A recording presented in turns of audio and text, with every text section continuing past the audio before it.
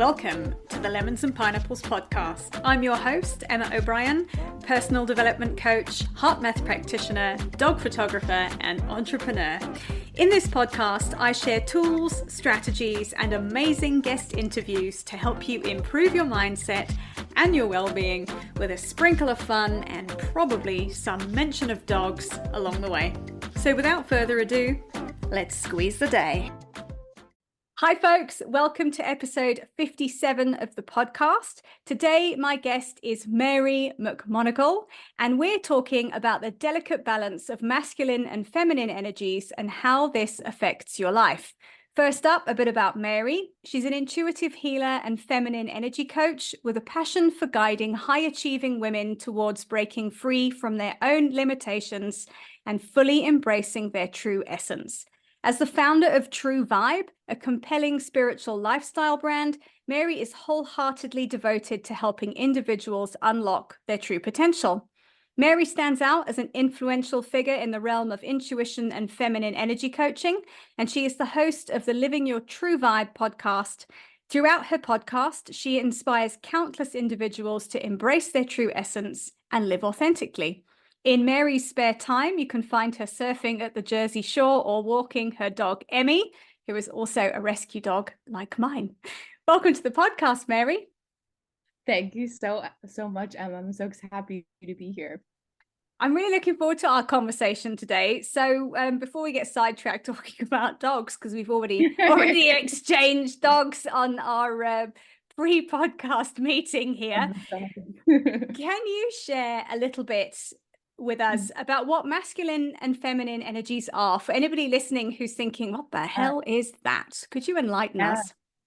Yeah, it might be a new concept to you, or you might be already aware. So my intention is just to expand the energy that is already within you and your body. So everyone listening to this, it doesn't matter if you're a man, it doesn't matter if you're a woman.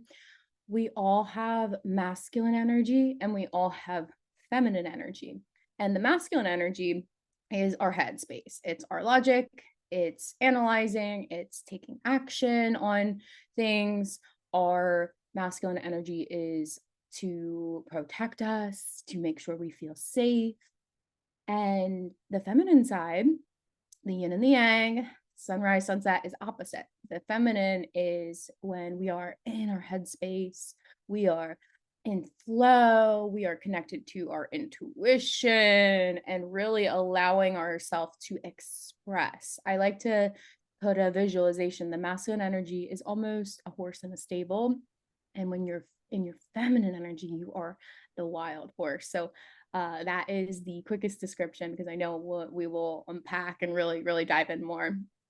Okay, and I think that's really great to have an understanding of it. And my understanding of it, because so I'm very interested for this conversation. I have spent an awful lot of my time as an entrepreneur, which is like nearly 20 years now, in my masculine energy of doing, pushing, striving, taking action. And it's been over the last year or so that I've really started to make an effort to get into my feminine energy of allowing a bit more receiving, because quite frankly, being in masculine energy all the time is exhausting. Yes. Yes, I love that you bring that point up, Emma, because I work with a lot of high achieving women. So, and what does that mean, right? You might not own a business, you might be a business owner, but you might be a mom, you might be be a dog mom, you might be taking on a lot of responsibility. And especially as a woman, when we are in a position, in a role in our life where we have a lot of responsibility, we tend to lead with our masculine energy, which is so normal. Because I'm a big believer, before doing this work, and this has been my own personal journey, and that's why I'm so passionate. I work with the clients that I do, because before doing this work, I was so in my masculine energy. And that's because I have a lot of big goals and a lot of big dreams, but I was scared to shift into my feminine energy because I thought that meant that I wouldn't take action towards those big goals. I wouldn't get anything done, because part of being in your feminine energy is also completely being able to surrender, is completely being able to detach And where that shows up for when you're in your business is you are taking the action, but then you're able to shift in your feminine energy and trust that the action that you're taking is good enough.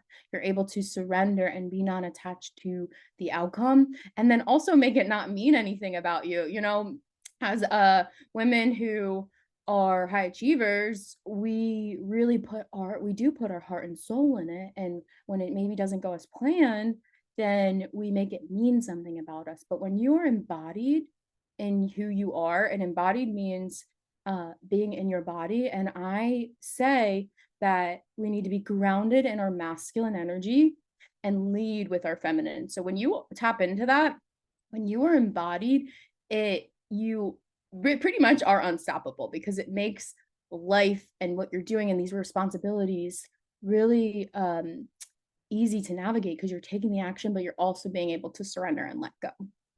Yeah, and I think surrendering and letting go is very hard. It's something I struggle with, because I will get into action mode of doing, planning, putting stuff in place. And then I sit and I go, right, where are the results?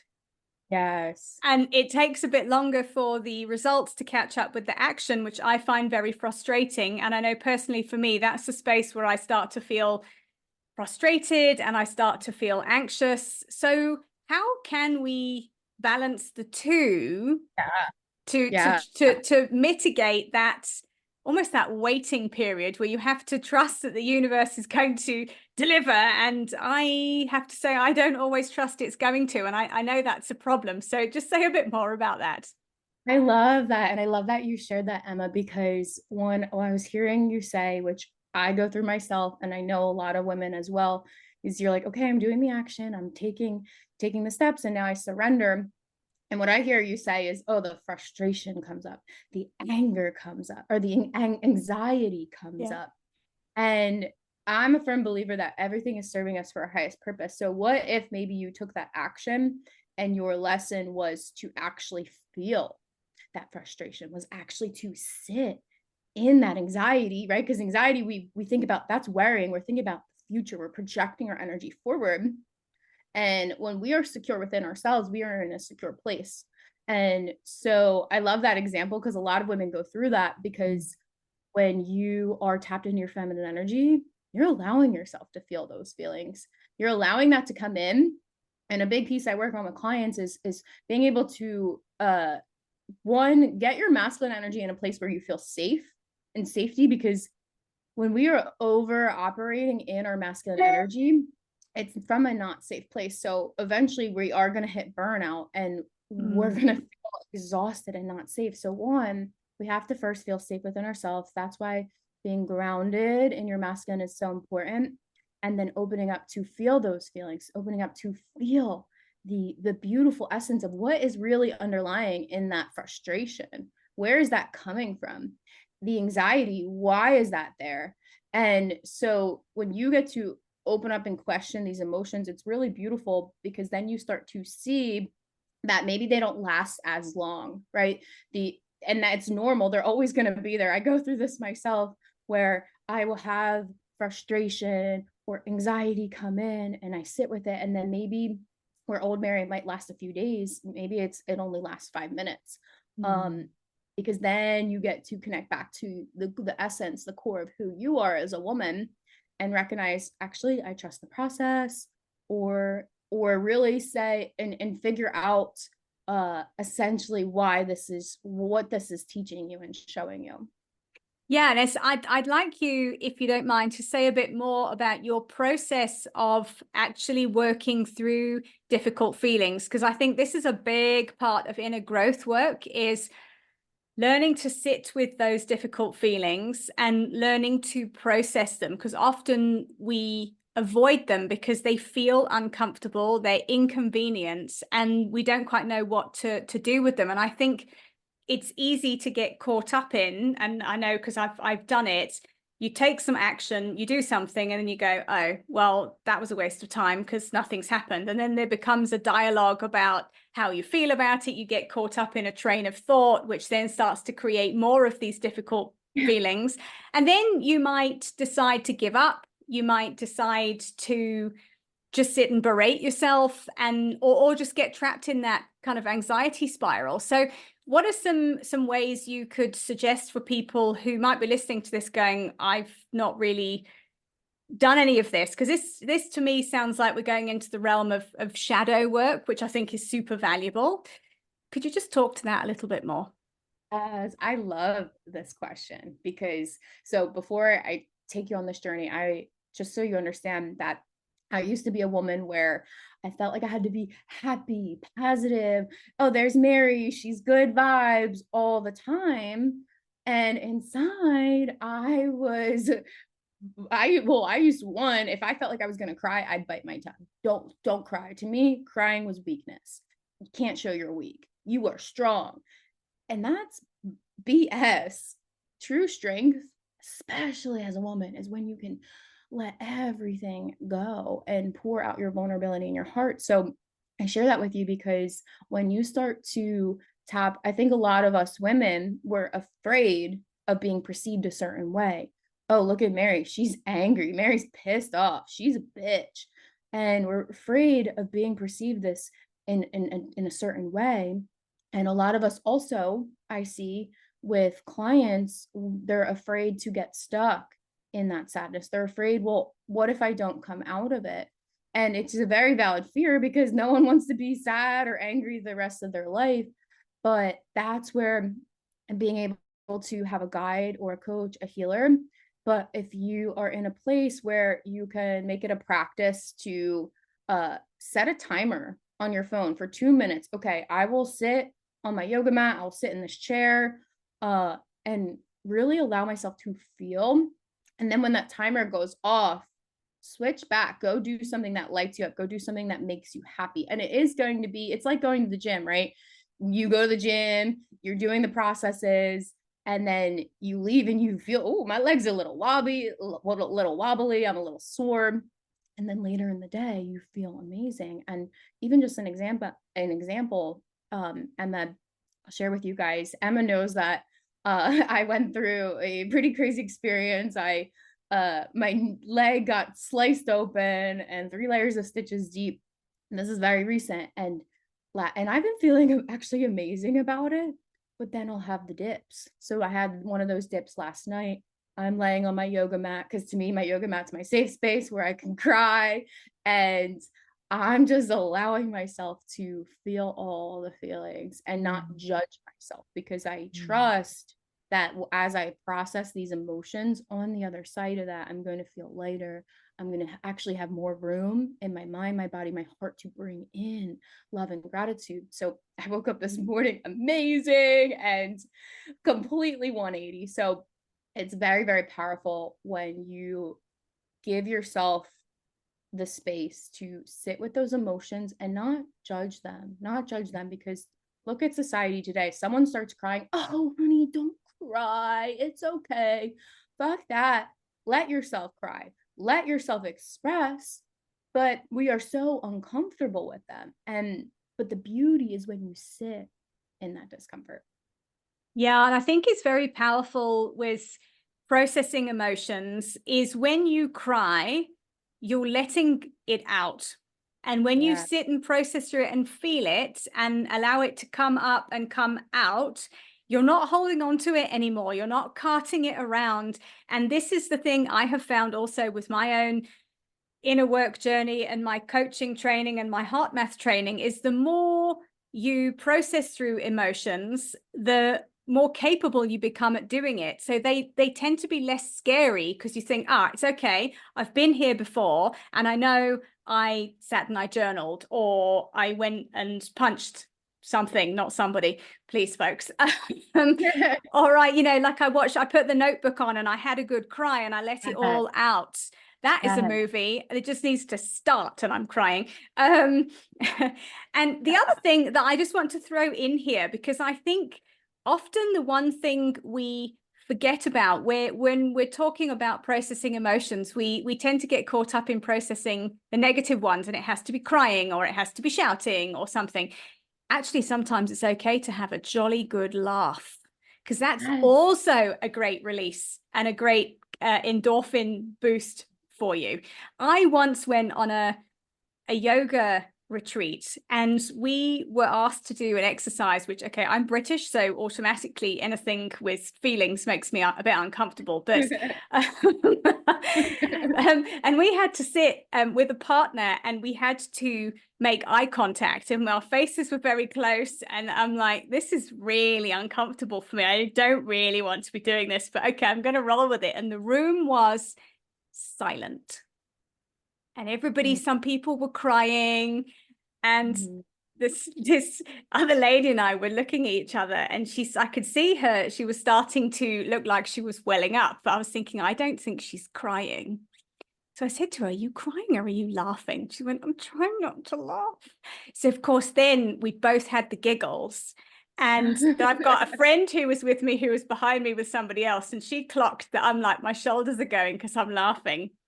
And, you know, we were supposed to be being serious, and I just could not hold this in any longer. So, God, did I have like the biggest belly laugh for ages. But can I tell you, the judgment from the expectation was that we're going through this exercise and it has to be serious, and we should be crying, not laughing. Yeah. Oh, I love that example, Emma, because where we hold back on both ends. So if you're afraid to experience the lower vibration emotions, you're going to be afraid to experience the joy, the laughter, the love. And because it's all part of the human expression of existence. It's all part of our self-expression. And the fact that you were able, that experience wasn't meant for you to feel, maybe to cry, and you're like, okay, I'm holding back this laughter because, you know, this is supposed to be serious, and you allowed yourself to express that, is so beautiful. And I love that example, because a lot of women, even past version of myself, it can be scary to really let your true authentic self shine. If you in that moment want to laugh, you want to sing, you want to dance, because what's on the other side of that? The other side of that is judgment. What are people going to say? What are people going to think about me? And I'm curious, like, how did that feel for you when you just like let go of any of that judgment? I couldn't hold the laughter in, and it was like, I don't know if this is appropriate. And then the response from the instructor was, sometimes we use humor to diffuse awkward situations. I was like, hello, I could be wearing that t-shirt all the time, and that is the way I am. And also, this was a situation that's like, it was weird and it was uncomfortable, and it was not something I particularly was wanting to participate in. So probably in hindsight, I should have said, actually, not really digging this. So, but you know, there you go, you live and learn. But it was interesting, and like I said, the learning for me was the release of emotion doesn't have to be difficult. And I think that's what, you know, sometimes if you're struggling with something, go and find a friend and go and do something fun, because sometimes you need that to shift out of it as well. Especially if you're very caught up in something, and you're very caught up in a bit of a ruminating negative cycle, is if you can catch it with the self-awareness to say, hang on a minute, I'm a bit stuck here. Yes. Phone a bestie and go and do something fun, just to also break that cycle as well. I love that. Yeah, because you're breaking the state. You've been in this state of this lower vibration. And again, I think a lot of people who are into manifestation and spirituality, they think, oh, well, I can't be sad because manifestation says like attracts like, and I will only attract sad things, which is wrong. You have to make space. So yes, it's important to feel it, but then, like Emma said, go do something that's going to bring you joy. Break that energetic state, because if you stay in that state, it's like, you know, if someone cuts you off when you're driving and you're like, oh, I'm just going to feel this anger all day. Well, of course, you're going to see where more anger can manifest in your life. Notice, okay, well, one of the things too I like to say is I'm experiencing, instead of not I'm feeling, I'm experiencing, because these emotions are moving. It is an experience, mind, your body, your heart. So experience that anger, but then look for ways to break that state. Exactly what Emma said, because then you have more room in your mind, your body, your heart to receive and accept more joy, more love, and bring that into your life.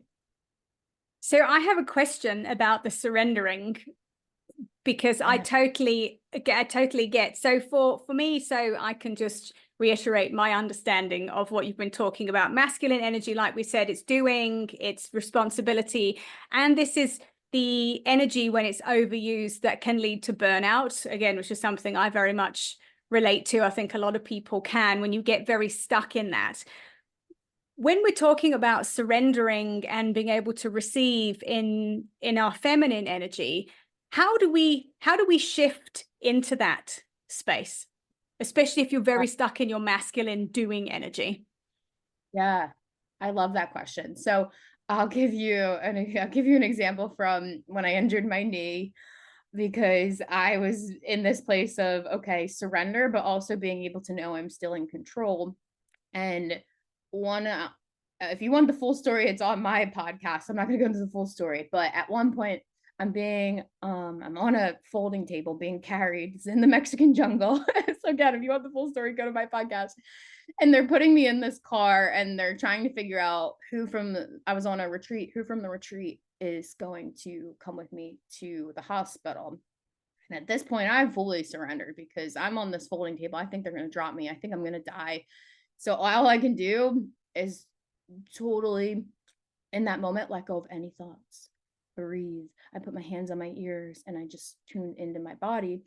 But then when they're figuring out, I point to two people. I go, I want you and I want you to come with me to the hospital, because I knew it was strategic. The one person was keeping me calm and the other person was a doctor. So I knew they could explain all the medical jargon in human terms.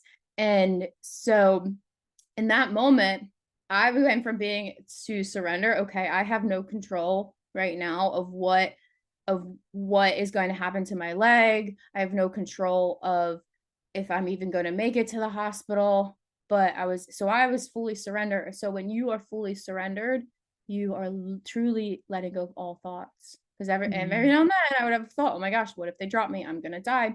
Let that go and breathe.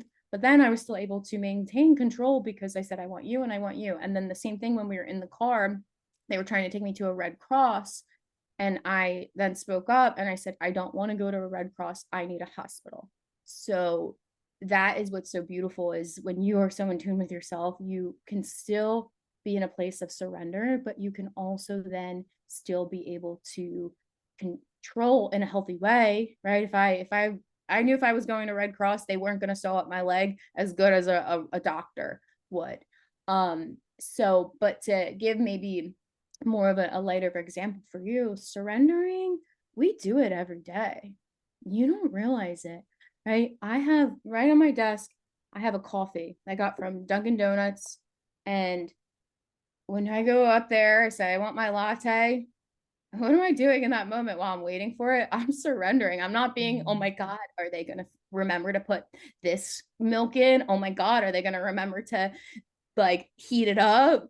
Right. So, and then I get it. And you don't think about these things. So I want to do from a larger scale to a simple scale. You are surrendering every single day in your life. So I feel called to move right now, Emma, for people listening, is where can you, one, start to notice those moments when you surrender? You're not thinking about, oh my gosh, are they going to forget my coffee? And maybe you are, right? Those are those small moments where you get to then practice surrendering. So notice where you already are surrendering, or notice where you can practice in those micro day-to-day things of how you can surrender, because that surrendering is a beautiful art. It's a beautiful practice.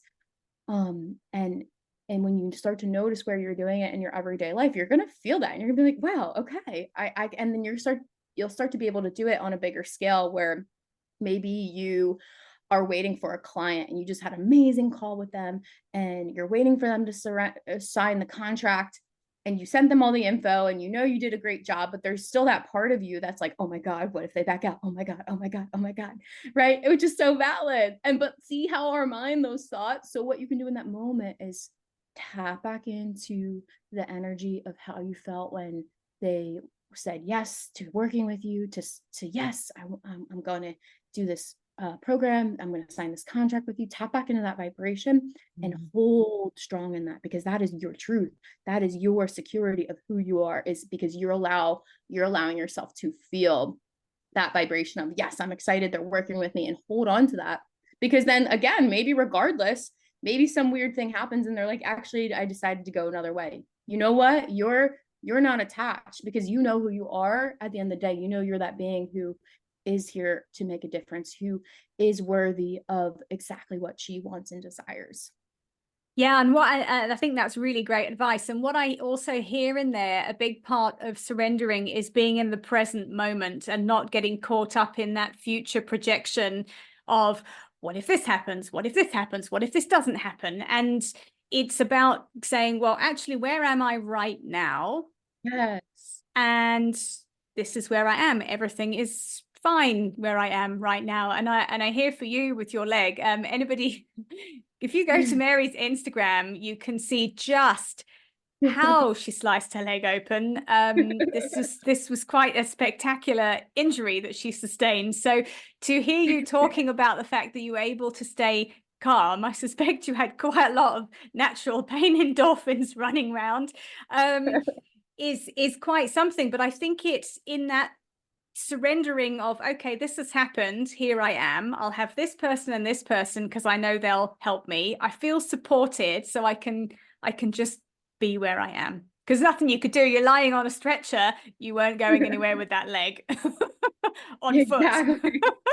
gonna run away. And I love how you yeah, I love how you really anchored us into, because it is the present moment. And one of the things in the summer, I've been a yogi my whole life. I teach yoga and I still teach yoga, because to me it's this beautiful self-expression.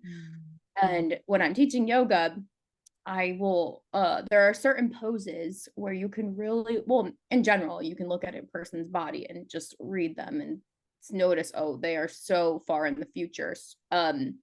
But one of the poses is warrior two, and that's where you're in this powerful stance. It's supposed to be this powerful pose to ignite everything in you, and your hands are out. And if you're leaning too far forward in the pose, your body is too much thinking about the future, and we worry. And what does worry bring? Worry brings anxiety.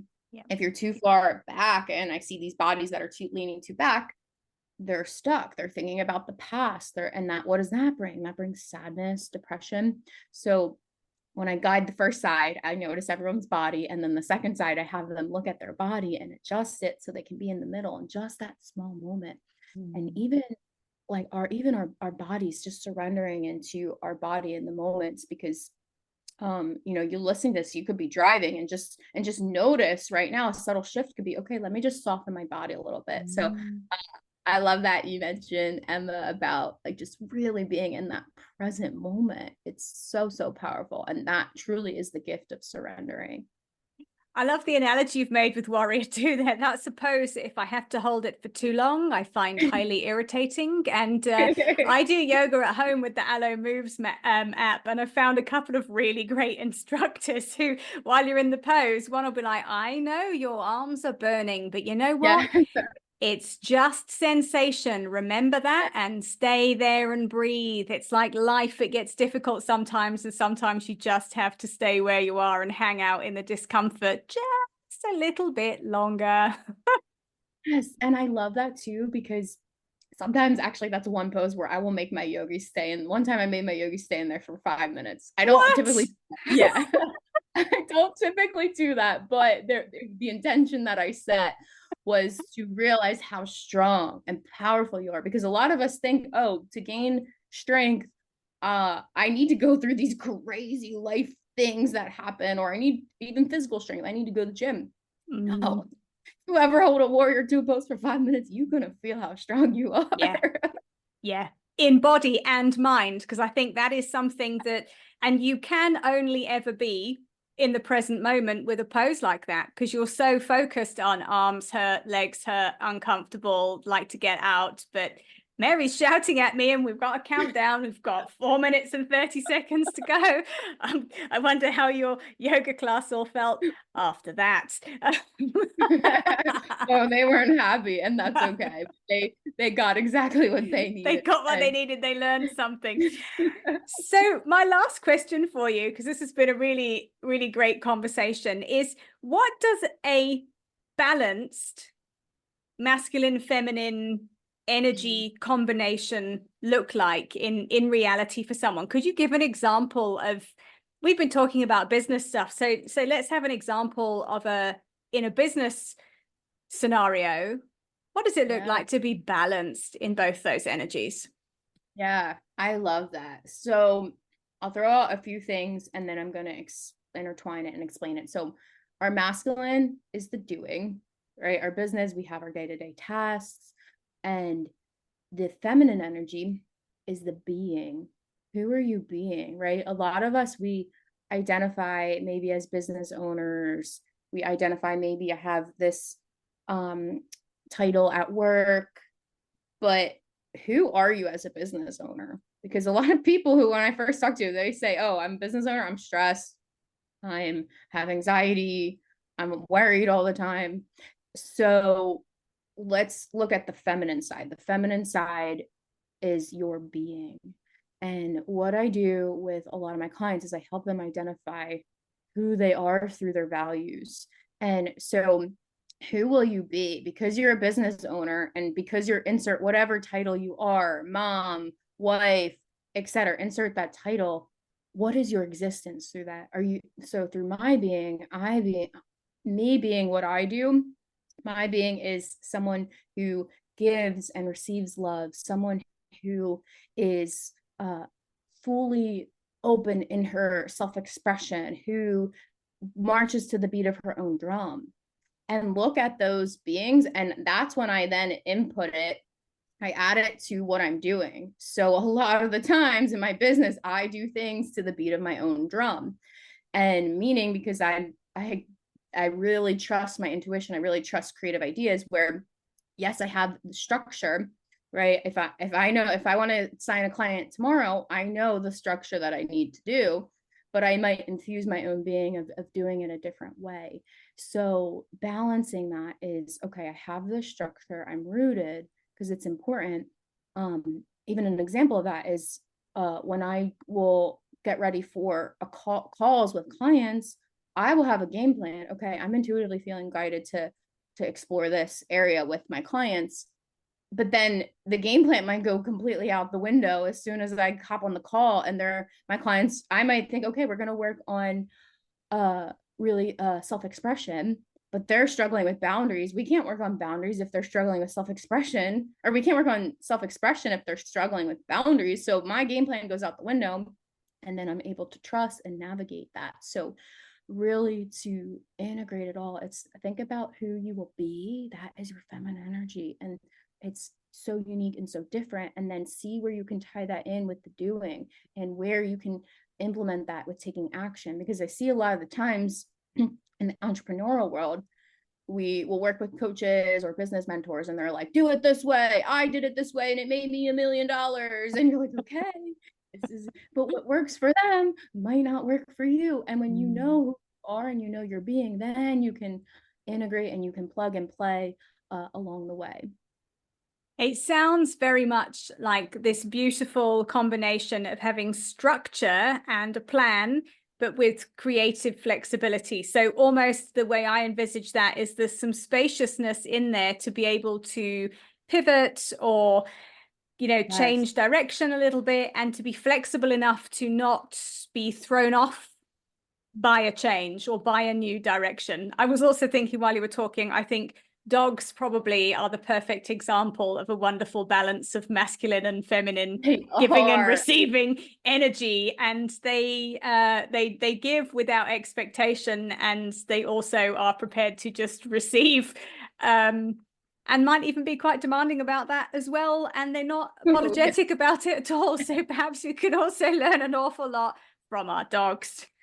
We really, really can. I mean, my dog, she is feminine at its finest. She'll walk up to, she knows construction workers will give her food. So she'll walk up to them, stare at them, and then just wait. And then they give her food and she's like, yep, I got what I wanted. But also another unique thing about dogs, when you see them shake, they are actually shaking off emotions. Yeah. So anytime, actually, I started incorporating this because when I'm out walking my dog, we meet a lot of people, different dogs. If I see her shake, like after we're walking away, I will shake. I'm like, all right, girl, you're telling me something.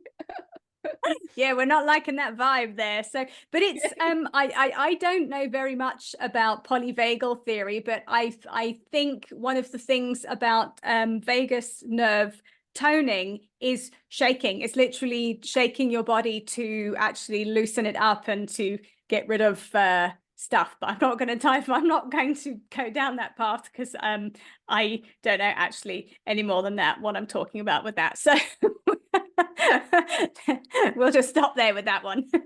Yeah. And to Jen, again, to just like add on to how you interpret it, which was so beautiful, as simple as masculine is having that strategy, and also the feminine is energetic alignment, because if you know your values, you know what is in alignment for you, and someone's saying you have to do this, and you're like, but that doesn't feel good to me. Yeah. Lean into that, trust that. So yeah, to kind of like tie it all back in, is it's simply put, is having that strategy, but being in an energetic alignment with the woman, the person who you are. Yeah, I think that's a really great point to close on, is being able to be in your body and listen to your body. Our bodies are very wise when it comes to telling us things, and we've got conditioned out of listening to that. It's one of the things that I teach with the HeartMath coaching that I do as well, is getting very much into your heart intelligence. And if you can slow down enough to listen to it, it will give you a very wise, correct answer to a problem or a strategy that you need in a very calm way. But we have to be able to listen and to receive that. And if we're too much in that doing mode and being stressed, you won't hear it, and it throws us out of whack entirely. Yes. And what a gift to be able to listen to your heart. Mm-hmm. And right, and when you're able to listen to your heart, that's where the masculine gets to come in too, because then you get to take action and trust that, and not think about, ooh, I just got this exciting insight, but I don't know. It's like, that's where, when you are in a solidified place with your masculine, your feminine, oh, power, because you get those downloads from your heart, and then you take the action. I love it. Intuitive downloads, and then the brain goes, great, this is what we're going to do. I love that. Mary, this has been a really fabulous conversation. Thank you. I believe you have a freebie for my audience. Would you just tell us a little bit about that, please? Yes, I have a free quiz. So if you've enjoyed this conversation and you're like, ooh, masculine and feminine energies, I have a quiz that is titled, Are You Leading with Your Masculine or Your Feminine Energy? So the quiz has a few questions, and then you will get your answer of, okay, maybe I'm leading with my masculine energy. But what I love about this quiz, because again, I'm all about balance, the quiz will show you at the end, okay, how is leading with your masculine energy benefiting you? Because there are benefits. And then what I call the areas of growth, the areas, okay, of how can I start to bring in a little bit more balance? How can I start to shift into my feminine energy a little bit more, right? Baby steps. And then the same thing with, if maybe you're leading too much in your feminine energy, there are benefits of that, but there are also areas to improve on as well. Like taking the action, following through, letting go self-sabotage. So I have this free quiz. If you head onto my Instagram and DM me quiz, I'd be happy to send it to you. I'd be happy to hear what you got. So that is my freebie for you all. Fantastic. Just tell us your Instagram handle, please, Mary. I will also pop it in the show notes as well. Yes, it's at MaryMC4. Great. I'm going to pop that in there, and I'll pop your website link in there as well. Thank you again for joining me today. It's been a really fun conversation, and I really appreciate you sharing your expertise with us today. Thank you so much, Emma. I just love your energy, and I'm so grateful that we got to jam out again. Oh, also, Emma was on my podcast too, so go listen to that episode. Emma, I just think you're amazing and you have great energy. So thank you. Oh, thanks, Mary. And it's just been lovely. I really enjoyed our recording of your podcast and this one as well. So thanks a lot. And folks, thank you very much for being with us today. I really hope you've enjoyed this episode. See you next time. Bye for now. Thank you for listening to today's episode. If you've enjoyed it, please share with your friends and be sure to leave me a 5-star rating and review, especially if you're listening on Apple Podcasts. To find out more about my one-on-one coaching, please visit my website, which is emmaobriencoach.com. And remember, folks, when life gives you lemons, you can always choose another fruit. See you next time.